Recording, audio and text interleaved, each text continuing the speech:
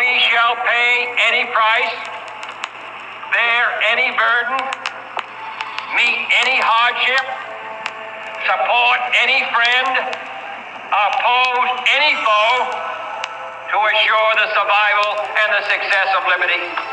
Supernatural war is a fight to the finish.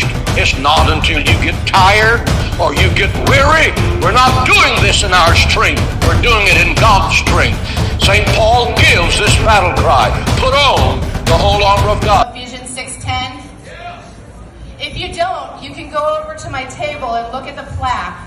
I have 7 of those because as I have been campaigning, apparently Ephesians 6:10 has resonated, and someone has wonderfully done those beautiful plaques for me and donated them to my campaign, and the Ephesians warrior is on the back.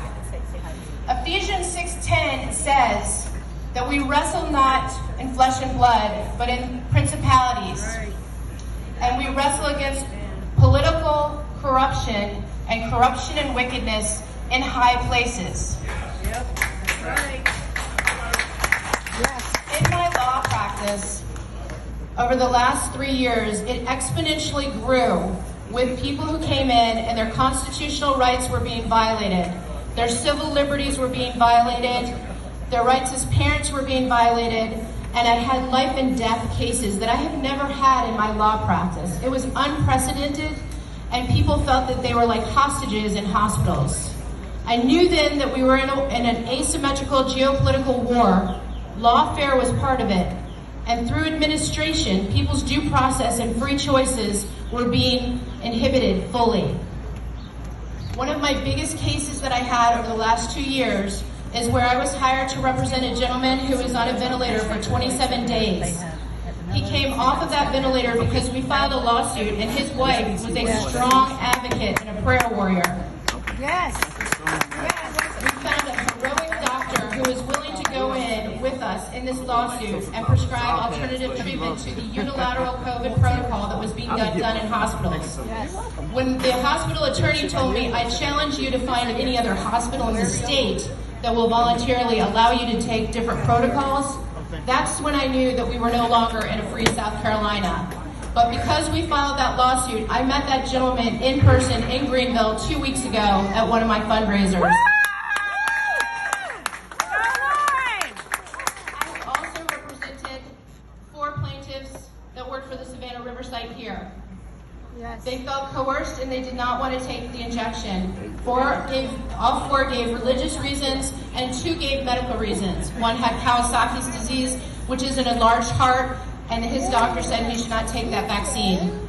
It was all of their exemptions were blanket denied. We filed a lawsuit. They did not have to take the vaccines, and they are still working at that place.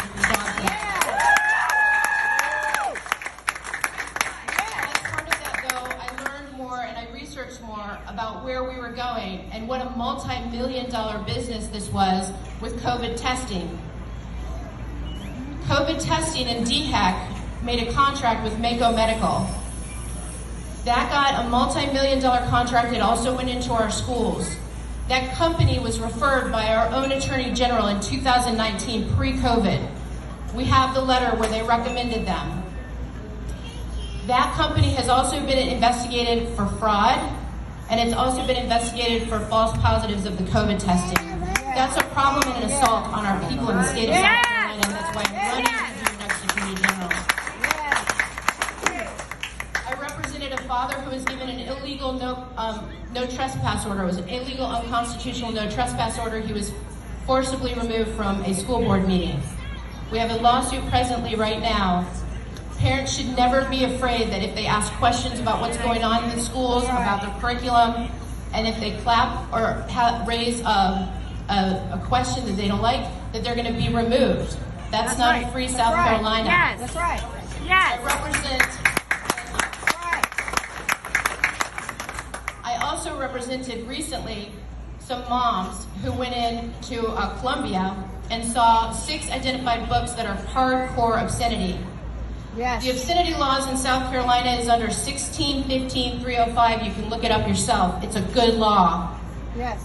The fact that those books aren't removed under that law last year, when apparently parents first realized this and brought it to the attention of our leadership, is because our good laws are not being defended. The duty to defend the Constitution and the good criminal statutes on our books. We've had a stand-down Attorney General who has waited until an election year where he is going to act like an Attorney General for 3 weeks out of 4 years. Yes. Yes. And I heard him this morning. This is one of the benefits of going after the incumbents. They don't know this, but the incumbents sit over here and they go first. We get to hear what they say. Adding another amendment to our Constitution isn't necessary to protect our parents in real time right now. Yes. Let's protect our parents and our children now. Yes. I had my client go in because I can file a civil lawsuit right now. As your next Attorney General, I will do investigations and prosecute. But I had my client go file a police report. They wanted to do the police report internally with a resource officer. We asked for a sheriff to come in and do something outside investigation.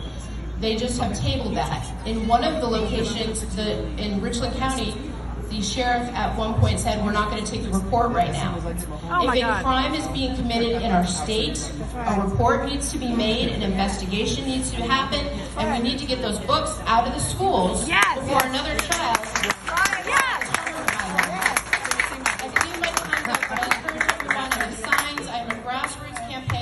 I need name recognition, I need your vote, I need your support. We have 3 weeks to do this, but how about June 14th, vote Martel for your next